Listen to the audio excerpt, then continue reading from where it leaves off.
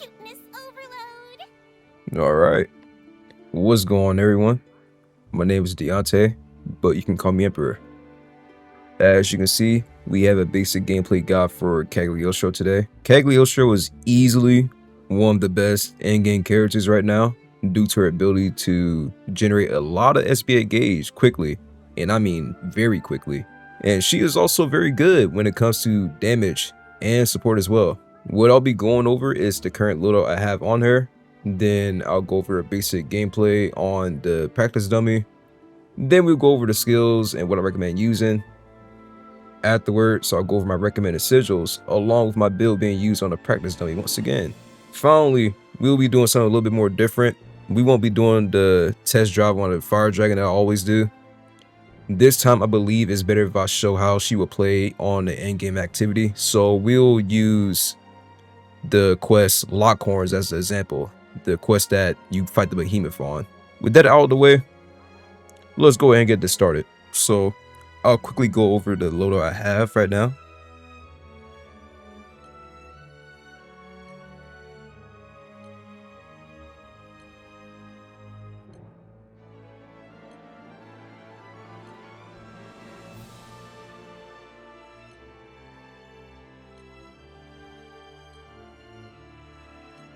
And this is the current overmaster I have on her. Now let me go ahead and switch out my weapon and take off my sigils and remove my skills so I can properly go over gameplay. So Cagliostro, I believe her main moveset isn't really that hard to grasp in this game, to be honest. So I'll quickly go over her basic light attacks right quick. And then this is what a heavy attack looks like. That's how it looks like when it's tapped, but you can actually hold this down. And it goes up to 2 levels, and then you can release it. Going back towards the light attacks, she actually has power strikes that she can use in between her combos. So when you do a power strike between the 4 attacks that she does, they all have different things that they do. So for example, you have this for one, and not to mention, when you do these power strikes, you can press them twice for a combo finisher. So going back to the first power strike that you do, Let's pin you up. and then we also have 2, Deception time. and this is what 3 looks like, Round and round. and this is what 4 looks like. Eat dust. You would probably expect this by now, but when you do your combo finisher, you also gain a faster charge rate on your collapse, which is your heavy attack. So, Here. like so, it charges up a lot faster than normal. But yeah, as you can see, she's very simple as I'm showing her right now. But once I actually get into her skills and how I actually play her in endgame, it kind of changes to an extent. Alright, so for our first skill, we have Mimic Doll, which is a damage skill. I hate to break it to people, but this skill doesn't do much damage-wise, I'm gonna be completely honest. Although it does provoke enemies to go towards Mimic Doll, it doesn't do as much damage as you think. So it's alright in early game right now, but end game is not that great for damage or really anything. Now we have another damage skill called Meanie. I might have butchered that name. Doesn't matter. I'm sure somebody will correct me. At least I hope.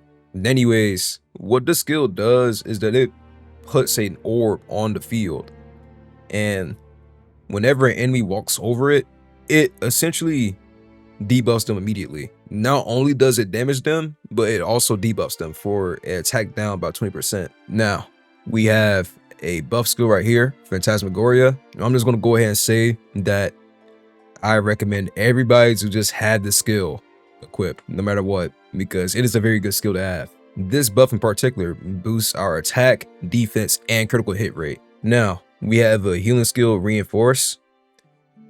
This one instantly heals your teammates when you cast a circle around. There's not much to be said, it's just a pretty decent healing skill. Now, we have a debuff skill called Disruption. Not only does it deal damage to the enemy when it homes onto them, but it also removes a buff from them, which comes in very handy for some bosses that love to put buffs on themselves for some reason. Now, we have a healing skill right here called Rizomata. This one works a little bit differently from Reinforce. This one takes your allies instantly out of their critical condition. Like if your ally's down, if you cast a skill on them, it automatically just takes them out of it. Right here, we have another damage skill called Alexandria. With this skill, you can pretty much launch your enemies into the air, but for bosses, this doesn't really matter. It is still a very good damage option to have on Cagliostro. Her final skill, which is a damage skill called Pain Train, the title is very accurate because it does a extreme amount of damage, which by the way is very good for mobility because it does go extremely fast when you use it. When you collide with the enemy with this, it does a lot of damage, and depending on how close you are to the enemy, it will do a lot more. This is by far one of her best skills to have. This is the loadout I always have on Cagliostro, which is Rizomata, Pain Train, Alexandria, and then Phantasmagoria. So essentially 1 healing, 2 damages, and 1 buff. Going towards our sigils. With the current build I'm using right now, I am trying to build towards SBA a little bit more, so I have max uplift. Now for personal sigils, Founder's Truth is a very good one to have because it shortens her cooldowns whenever she does her combo finishers. Now Warpath is still very good to have on her because you gain enhanced damage when you do a combo finisher, but it's about 10% for 20 seconds normally, but it can go up to 15% if you do a different combo finisher. Skilled Assault, if you can get it, you might as well for Pain Train if you're going for a damage build, because Skilled Assault will help a lot with Pain Train with building a lot more damage up. Although mostly everything else in there is for personal preference, I will say try to get improved dodge if you're going for a build that's trying to build up SBA fast, because it becomes a lot faster if you can spam your dodge while dodging out of your combo finishers. Now on the practice dummy, I can't really show you how fast SBA gain is because it's kind of dependent on the size of the enemy, and well, you can see that he is not large, so I can't really show that, but I can still show you my typical rotation when I play her. So usually when I start off, I would do Phantasmagoria at the start so everybody can have those 3 buffs, and then I'll just do my combo finishers on my 3rd light attack.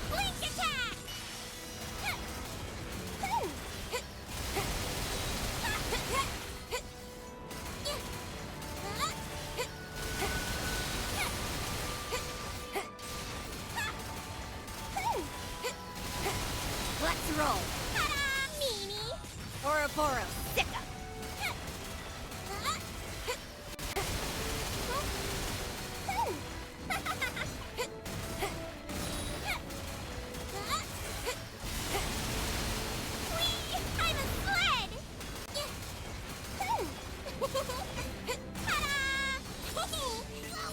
Phantasmagoria. Snack time. But you see Phantasmagoria came back extremely fast. Not to mention my SBA, and I'm not even doing it the optimal way. But I will show you the optimal way once we get into the boss battle. Bye-bye. Yeah, I don't think much else needs to be said about Cagliostro, so I'm gonna just go ahead and show you guys how she will be played in game. Shout out to these guys for running this with me. Anyways, let's get started.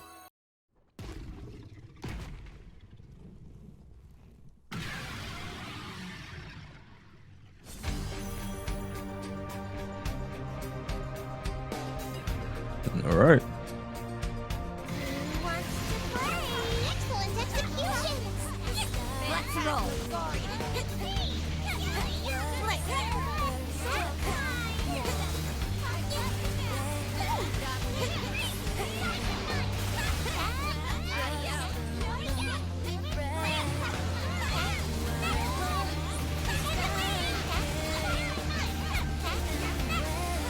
roll.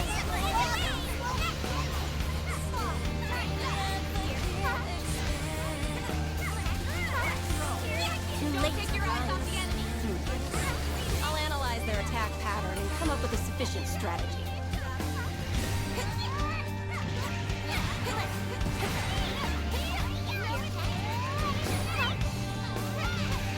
Although we don't necessarily have a paralyze, so I can't really SBA him immediately, but that's fine. So we'll do it right after he does his attacks. Picking up what you are putting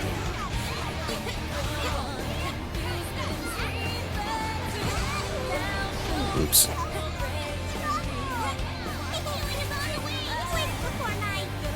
Sheer genius. Ars Magna. Bye-bye. Let's roll. Ars Magna. Bye-bye. Twist. I'll finish them.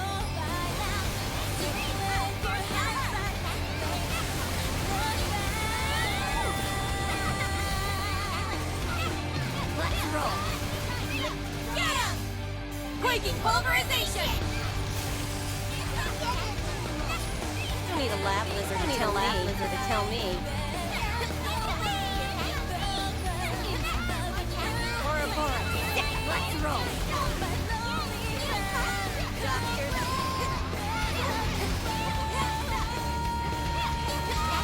Convenient.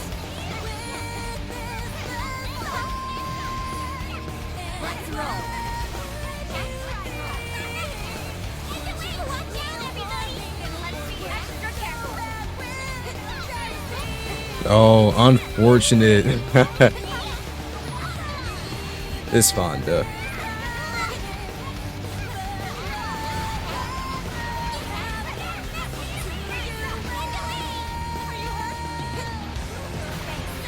I'll be more careful. Let's roll.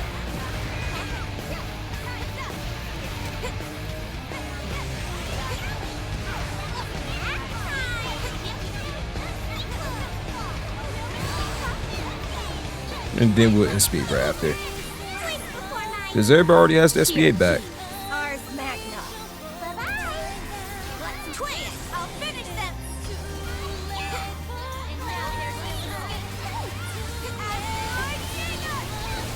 them. Not exactly the most optimal run, but we'll take it. It's kind of on my part for not doing SBA fast enough though. But I'll take that up. Shine as one. The optimism.